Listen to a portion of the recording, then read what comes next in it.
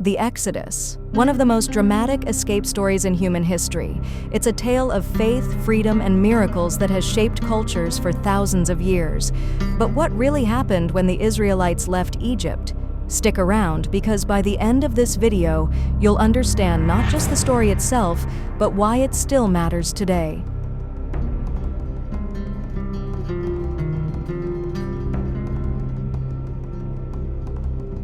The story begins in Egypt. The Israelites were enslaved, forced into hard labor, building cities and working under harsh conditions. Generations passed, and their cries for freedom grew louder. Their suffering set the stage for one man, Moses. Born at a time when Pharaoh ordered Hebrew babies to be killed, Moses' life was spared when his mother placed him in a basket on the Nile. He was discovered and raised in Pharaoh's household. Years later, after fleeing Egypt, Moses encountered God in the form of a burning bush.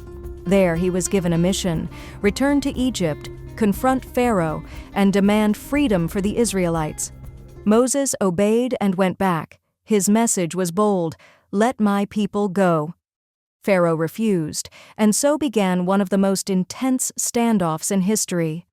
One by one, Egypt was struck by plagues. The Nile turned to blood, frogs swarmed the land, gnats, flies, and disease struck livestock. People were covered in painful boils, hail destroyed crops, locusts devoured the land, and darkness covered Egypt for 3 days.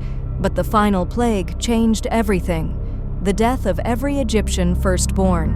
On that night, Israelite families marked their doors with lamb's blood, and death passed over them.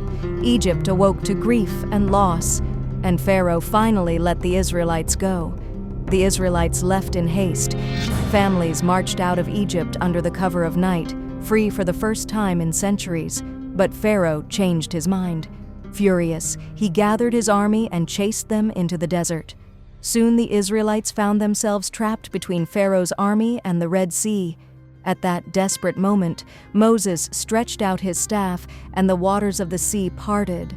The Israelites walked through on dry ground, walls of water rising on either side. When Pharaoh's chariots tried to follow, the waters crashed back, drowning the entire army.